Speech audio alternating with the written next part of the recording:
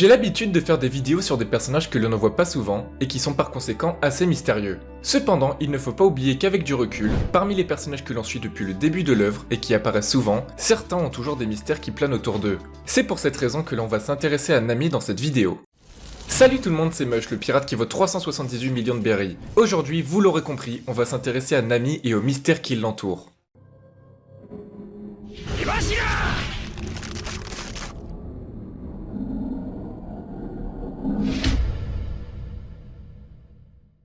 Nous avons déjà eu un flashback sur le passé de Nami. Nous savons donc qu'elle et Nojiko ont été adoptés dans un champ de bataille par Belle-Mère, anciennement membre de la marine. Elle les a ramenés sur son île natale afin de les élever comme ses propres filles. Ces trois personnes sans lien de parenté ont formé une famille unie. En effet, lorsque Nami a été trouvée, elle n'était encore qu'un bébé et ainsi on peut se demander d'où elle vient, qui est sa vraie famille et pourquoi le royaume d'Oikot a été attaqué. Nous ne connaissons aucun membre de la famille de Nami qui a un réel lien de parenté avec elle, et nous pouvons nous demander si nous allons en savoir plus un jour. Le problème c'est de savoir de quelle manière ça sera amené, car étant donné que Nami n'était qu'un bébé, elle ne se souvient sans doute pas de sa famille biologique. Afin de faire des suppositions sur ses potentielles origines, nous pouvons nous servir de Romance Down, une histoire écrite par Oda avant qu'il commence One Piece. Il avait déjà l'idée de faire un manga ayant pour thème les pirates. Dans Romance Down, il y a un personnage appelé Anne. Vous vous en doutez, en voyant son chara-design, on remarque que ce personnage est semblable à Nami. Seules les couleurs des cheveux et des yeux sont différentes. Anne a le tempérament chaud et l'impatience de Nami. Ce qu'il faut savoir, c'est que la ville entière d'Anne a été attaquée par des pirates et elle était la seule survivante. Cela nous rappelle bien évidemment cette bataille au royaume d'Oikot où elle et Nojiko s'en sont sortis. La ville natale d'Anne a été attaquée par Spiel. Son objectif était d'obtenir le sang de Balloon, un grand oiseau qui ressemble à un panda. En effet, le sang de Balloon est un sang magique et il est très recherché car c'est le dernier de son espèce. Cela pourrait nous mener vers une piste. Et si la ville natale de Nami avait été attaquée afin de rechercher quelqu'un qui a un sang spécial ou des caractéristiques spéciales? En effet, il se pourrait que Nami fasse partie de la lignée des Di et que les membres de sa famille aient été recherchés pour ça, je m'explique. Tout d'abord, dans le chapitre 77, nous voyons comment Belle-Mère a rencontré Nojiko et Nami. Alors qu'elle était sur le point de mourir, Nojiko est arrivée avec Nami dans ses bras. Et la première chose que Belle-Mère a vue, c'est le sourire de Nami. Nami souriait alors qu'elle était au milieu d'un champ de bataille complètement dévasté. Le sourire, vous le savez, c'est une caractéristique très symbolique pour la lignée des Di. Tous les porteurs du Di meurent avec le sourire. C'est ce que nous avons vu la première fois avec Goldie Roger, mais nous l'avons aussi vu avec Aguar di Sauro, Portgas di Ace ou encore Portgas di Rouge. Luffy nous a également montré ça. En étant proche de la mort à Locktown, il était en train de sourire. Et c'est ce que nous voyons ici avec Nami. Même si elle a frôlé la mort, elle souriait.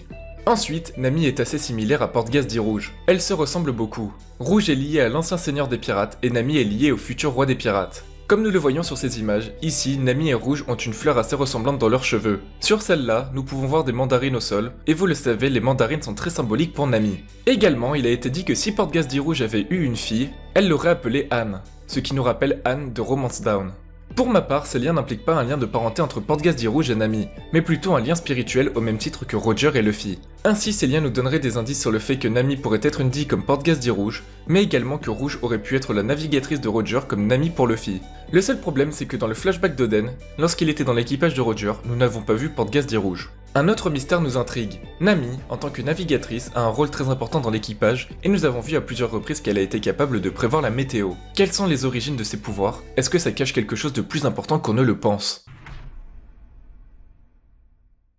Dans le chapitre 130, Nami a de la fièvre et est complètement affaiblie par la maladie. Cependant, elle est toujours motivée et dit qu'il faut poursuivre la route vers Alabasta comme prévu. À peine sortie dehors, elle sent que l'air a changé. Zoro demande si elle est sûre et elle répond assurément qu'il doit lui faire confiance. Tout l'équipage trouve que le ciel est calme, mais Nami dit qu'un vent violent arrive de front et qu'elle en est presque sûre. Et en effet, un peu plus tard, un énorme cyclone arrive vers eux. Vivi nous rappelle que les conditions météorologiques de Grand Line sont complètement bouleversées et que les cyclones de Grand Line sont réputés pour être imprévisibles. Elle ajoute ensuite que Nami ne se base pas uniquement sur des connaissances théoriques, mais également sur des changements dans son corps qu'elle et elle seule peut ressentir. Cette habilité à pouvoir prédire la météo n'a pas l'air d'être quelque chose que l'on puisse assimiler avec de l'entraînement, mais plutôt quelque chose d'inné, transmis de génération en génération. Nami aurait hérité de ce pouvoir grâce à ses parents biologiques.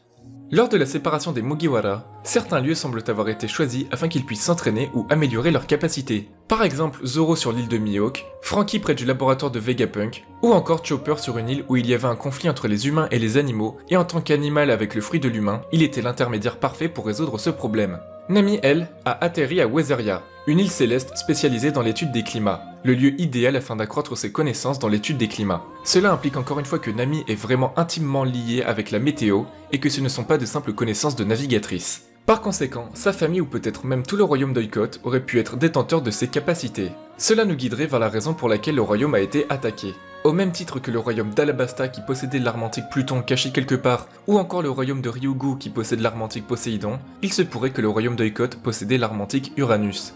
Dans la mythologie romaine, Uranus correspond au dieu Uranos, qui est le dieu du ciel. Il a le pouvoir de contrôler la météo.